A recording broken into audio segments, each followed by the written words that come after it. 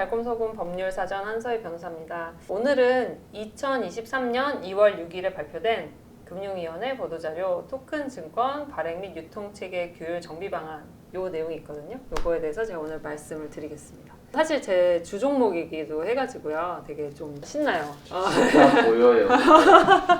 어떤 분들은 막 뭐 STO의 시대가 도래했다 막 이러면서 이게 사실 요즘에 유튜브 콘텐츠로 되게 많이 돌아다녀요. 증권사에서도 리포트가 진짜 많이 나왔어요. 큰 대형사들은 다 거의 리포트를 낸 것 같은데 약간 찬물을 끼얹는 소리를 하자면 이거는 우리가 흔히 아는 막 코인, 가상자산, 가상화폐랑은 전혀 다른 거다. 그냥 증권이다. 이렇게 이제 말씀을 드릴게요. 물론 뭐 증권사에서 그렇게 뭐 증권이 아니라고 말한 건 아니지만 이제 어떤 분들은 막 야 이제 내가 갖고 있는 거 다 토큰으로 만들어가지고 다 팔면 되는 거야? 막 이렇게 생각하시는 분들이 있는데 그거는 아니라는 거죠. 당국에서 이제 말한 방향성과 앞으로 이제 법 개정 방향에 대해서 좀 설명을 드릴게요. 우선 2월 6일자 이제 가이드라인에 이제 나온 방향은 사실 세 가지예요. 한 가지는 지금 현재 이제 유통되고 있는 가상자산 중에서 혹시라도 증권으로 판단될 수 있는 것들이 있느냐.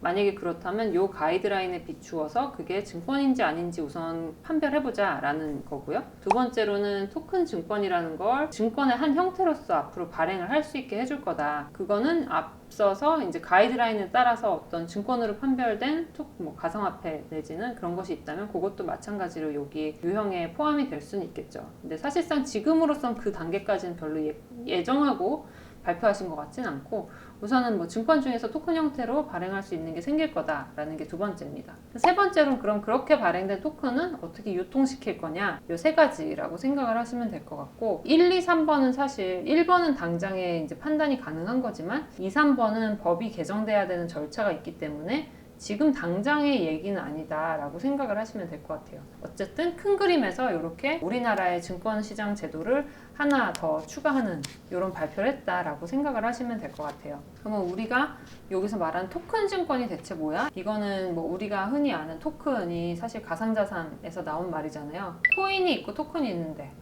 혹시 그 차이는 아시나요? 압니다. 흔히 말하는 그 비트코인 같은 코인의 개념 말씀하시는 네, 거죠? 맞아요. 그리고 토큰은 네. 우리가 흔히 말하고 있는 토큰 같은 개념이죠? 네네. 이게 혹시 그거 아닙니까? ERC 뭐 맞아요. 그런 류예요. 그런 그렇죠. 류예요. 그 개념의 차이겠죠. 네, 맞아요. 예를 들면 이런 거예요. 메인넷이라고 하는 게 있어요. 메인넷이라는 거를 자기들이 이제 전체 큰 체인을 하나 만들어서 거기 그 체인에서 공통적으로 통용될 수 있는 거를 코인이라고 생각하시면 될 것 같아요. 말하자면 이더리움 그리고 폴리곤에서 폴리곤 체인이 있거든요. 그럼 거기서의 전체적으로 통용되는 가상 자산은 매틱이라는 거예요. 그러면 그게 마치 뭐 가스비로도 쓸 수 있고 이제 여기서 A에서 B로 거래가 이루어질 때 이제 가스비라는 게 들잖아요. 그 가스비로도 활용되고 이런 전체 메인넷이 존재하고 거기서 그런 가상 자산이 코인이다. 라는 용어로 이제 일부에서 쓰고요. 물론 뭐 어디 법에 정해져 있는 게 아니니까 토큰은 어떤 이더리움이라고 예를 들면 아까 말씀하신 대로 이더리움 안에서 어떤 사업자가 거기서 이제 노드를 형성하거나 이제 해서 스마트 컨트랙을 별도로 짜서 거기서 이제 대비라는 걸 또 만들 수가 있어요. 잠깐만요. 네. 스마트 컨트랙도 한번 설명해 주시죠. 스마트 컨트랙은 자동으로 이제 계약이 체결될 수 있는 어떤 컨트랙트, 이게 알고리즘을 그런 식으로 짠 거거든요. A에서 B로 이제 뭐 전송을 하면 바로 매매 체결이 되는 방식으로 짠다든지 A라는 조건이 성취되면 B가 일어나도록 자동으로 설계된 그런 구조의 알고리즘이라고 생각하시면 될 것 같아요. 근데 그거를 여러 가지로 짤 수 있잖아요. 예를 들면 내가 유튜브를 시청하면 코인이 나오는 방식으로 짤 수도 있고 또는 내가 뭐 어떤 광고를 올리면 댓글을 달면 나한테 보상이 주어지는 방식으로 짤 수도 있고 이런 식으로 이제 여러 가지 계약을 이제 스마트 컨트랙을 기반으로 한 여러 가지 뭐 뎁이라는 애플리케이션 비슷한 걸 이제 만들 수가 있고 그럼 거기에 따라서 원하는 조건은 다 다르잖아요. 뭐 유튜브를 시청한다든지 댓글을 단다든지 뭐 달리기를 한다든지 거기에 따라서 주어진 보상도 다 다르잖아요. 근데 그거를 하나의 이더리움이란 체인 위에 다 올릴 수가 있잖아요. 그때 보상을 주는 것들은 다 다른 걸 줄 수 있겠죠. 예를 들면 뭐 제가 뭐 운동 뎁을 개발해서 이더리움 체인 위에서 개발했어요. 그럼 운동을 한 이력을 올리면 나한테 보상이 주어지게 설계를 하는데 그 보상을 이더리움으로 줄 수도 있겠지만 내가 만든 코인으로 줄 수도 있거든요. ERC20 기반이면 그럼 그때 코인은 코인이 아니라 사실 토큰이죠. 토큰. 메인넷 자체에서 전체적으로 통용되는 게 아니라 내가 짠 컨트랙트 안에서만 이제 움직일 수 있는. 약간 메인 메뉴가 있다면 사이드 메뉴가 있다. 뭐 그렇게 생각할 수도 있고, 그러니까 고속도로 위를 가기 위해서는 그럼 휘발유가 필요해요. 그럼 내가 근데 버스를 타기 위해서는 토큰이 필요하죠. 그 약간 그런 개념이라고 생각하시면 될 것 같아요. 코인은 지금 가스, 이렇게 휘발유의 개념인 거고, 약간 패스콘 같은 그런 느낌이네요. 그쵸. 그래서 토큰이라고도 쓰는 것 같아요. 그래서 어떤 덱을 활용하고 덱에서 이제 덱의 전용으로 이제 스마트 컨트랙트상 이제 내가 계약상 그 계약을 트리거 시킬 수 있고 성취됐을 때 받을 수 있는 보상은 토큰이라는 걸로 이제 개념화 될 수 있을 것 같아요. 그렇죠. 내가 뭐 용역이나 뭐 그걸 가지고 활용할 수 있게 되고 뭐 어떤 서비스를 이용할 수 있고 또 서비스를 하면 또 보상으로 주어질 수도 있고. 약간 저도 말하고 나니까 들으시는 분은 혼동하실 것 같은데 기본적으로 메인넷에서 발행된 거를 코인이라고 하고 그냥 메인넷이 아닌 하위 단에서 발행된 건 토큰이라고 한다. 이 정도로 그냥 개념을 생각하시면 될 것 같아요. 어쨌든 여기서 말하는 토큰이라는 건 분산 원장을 활용한다라는 개념으로 생각하시면 될 것 같아요. 그 분산 원장이라는 게 물론 블록체인도 있지만 원장이 여러 개여서 여러 개의 원장상에 내가 한 행위가 기록되는 것을 분산 원장 기록 방식이라고 생각을 하시면 될 것 같고, 그거에 대별되는 게 우리가 흔히 아는 그냥 서버, 중앙화된 서버에서 이제 기록되는 요 방식이. 요건 하나의 서버에만 기록이 되잖아요. 근데 동일한 내용을 예를 들면 제가 만약에 중앙 서버면 저 혼자 이제 기록을 갖고 있는 거랑 우리가 무슨 일이 있을 때 저랑 원범님이랑 창훈님이랑 같이 동시에 이제 다 기록을 하는 방식. 그럼 우리는 분산 원장 방식인 거예요. 근데 이걸 활용해서 앞으로 발행을 하겠다. 증권 발행하는 거 허용해 주겠다라는 게 이 토큰 증권인데 이 개념은 또 이제 증권의 발행과 기록 방식을 아셔야지 되는 게 있어서 좀 복잡해요. 원래는 이제 자본시장법에서 증권이라고 하는 거는 증권은 권리에 관련된 거예요. 내가 뭐 투자자에게 부여된 권리, 내가 돈을 지급하고 그것으로 인해서 얻게 되는 권리의 내용이 사실 증권이라는 형태로 표현이 되는 거거든요. 예를 들면 내가 삼성전자 주식을 샀다. 그럼 삼성전자 주식이 나에게 주는 권리는 배당금을 받을 권리, 의결권을 행사할 권리, 뭐 이런 것들이죠. 그 해에 뭐 분기별 매출이 얼마가 나오고 거기에 따라서 뭐 배당액 얼마를 받을 수 있는 권리와 함께 주주총회가 있으면 내가 주주총회에서 의사결정권을 의결권 행사할 수 있는 이런 두 가지 권리가 나에게 주어지잖아요. 그게 어떤 식으로 기록이 되어 있냐 하면 원래는 옛날에는 종이 위에 기록이 되어 있었죠. 근데 요즘에는 증권 시장에서 거래를 했을 때 우리가 실제 증권을 받진 않잖아요. 그걸 어떤 식으로 기록했냐면 한국예탁결제원의 집중예탁 방식이라고 해서 거기에 기록이 된 것과 동일하게 이제 법적으로 효과를 부여해서 이제 다 이제 예탁원이 가지고 있었어요. 그걸 집중 예탁 방식이라고 해요. 그때까지는 마치 실물 증권으로 취급을 해줬어요. 그 다음에 이제 2019년도에 도입된 방식이 뭐냐면 전자증권이라는 거예요. 지금은 상장회사 주식은 다 전자 방식으로 발행이 되거든요. 실물 증권 방식을 채택하지는 않아요. 그러면 어떻게 전환이 됐냐?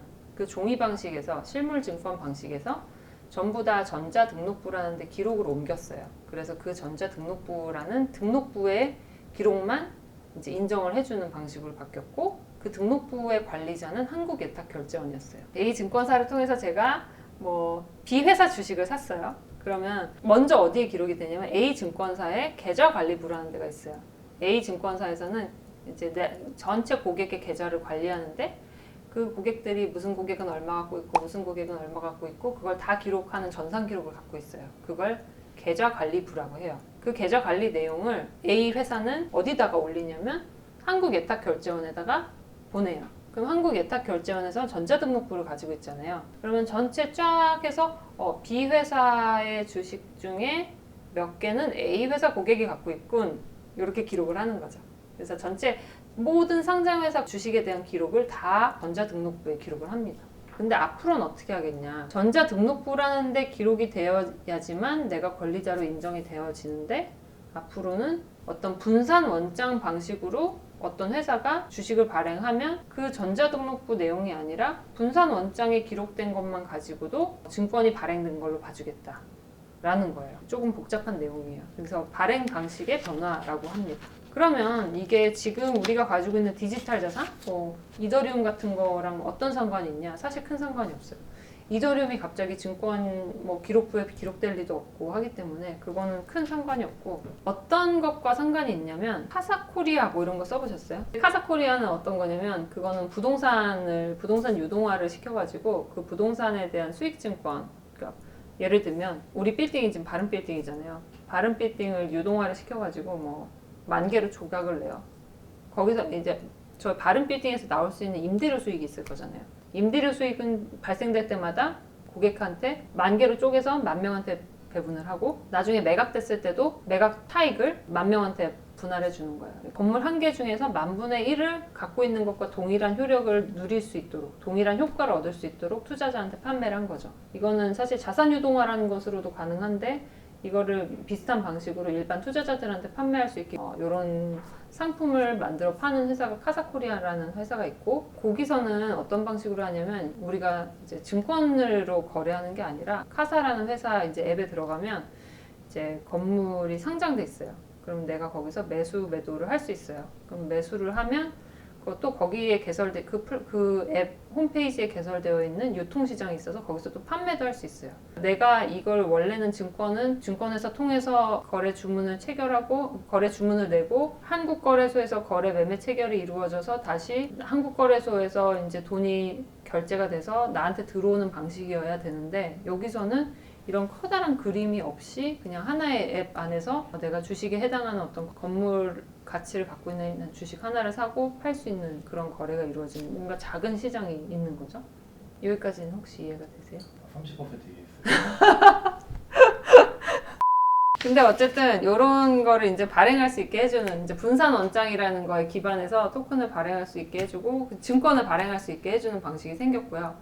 요걸 발행을 할 수 있는 사업을 하고 싶은 사람들이 있을 수 있잖아요. 요걸 이제 예전에는 발행이라는 게 내가 이제 주식을 발행하려면 반드시 IPO라는 절차를 거치기 위해서 실사도 받고, 그러면 거기서 이제 총액 인수, 뭐 잔액 인수 이런 방식으로 증권사에서 이제 인수나 모집 계약을 체결해주고, 그 다음에 그 사람들의 주선 행위에 의해서 우리가 투자자를 모집하고 투자자들이 내가 발행한 주식을 사가는 구조였다면, 이제는 어떤 발행인 계좌 관리기관이라는 회사가 이제 직접 자기가 생각하기에, 예를 들면 뭐 뮤직하우 같은 뭐 저작권 상품이 있으면 이거 괜찮을 것 같아. 그럼 요거를 증권화 해봐야 되겠다라고 생각하면 증권 이제 신고서를 자기가 직접 작성하고 그 플랫폼 위에서 투자자들을 제가 증권 신고서를 작성해서 이제 뭐 어떤 저작권 투자 상품을 판매할 예정입니다. 청약해 주십시오 하면 그 투자자들이 청약하면 그 사람들의 청약 공모 내역에 따라서 이제 주식을 배분해 주는 이런 것까지 할 수 있는 기관이 새로 생겨요. 예전에는 요거를 직접 하지 못하고 증권사를 통해서 했어야 했다. 근데 직접 할 수 있게 됐는데, 직접 할 수 있는 방식이 물론 요건은 있어요. 뭐 자본금이 얼마 이상 돼야 되고, 그 회사를 만들기 위해서는 뭐 주주는 구성이 어때야 되고, 물적으로 뭐 전산 설비를 어떻게 갖춰야 되고, 인력은 뭐 몇 명 이상이어야 되고, 뭐 이런 요건들이 있지만 그럼에도 불구하고 그걸 직접 할 수 있게 됐다. 그리고 그때 하게 되면 토큰 방식으로도 발행을 할 수 있다. 그래서 토큰 방식으로 발행할 수 있는 방식이 생겼다는 게 좀 의미가 있죠. 한 가지는 그거예요. 근데 너무 이해가 어려우실까봐 조금 걱정이 됩니다. 그래서 이게 분산 원장 기록을 통해서 권리 추정력과 제3자 대항력이 부여된다는 게 한 가지고, 여기까지가 이제 발행 제도에 대한 거고요. 이제 발행에 대해서는 조금 더 이제 향후에 분산 원장이라는 게 도입이 되는 거니까 분산 원장의 요건에 대해서는 법을 통해서 구체화가 될 것 같아요. 지금은 아직까지 이런 세부적인 내용까지는 발표되진 않았는데 뭐 어떤 게 들어가냐.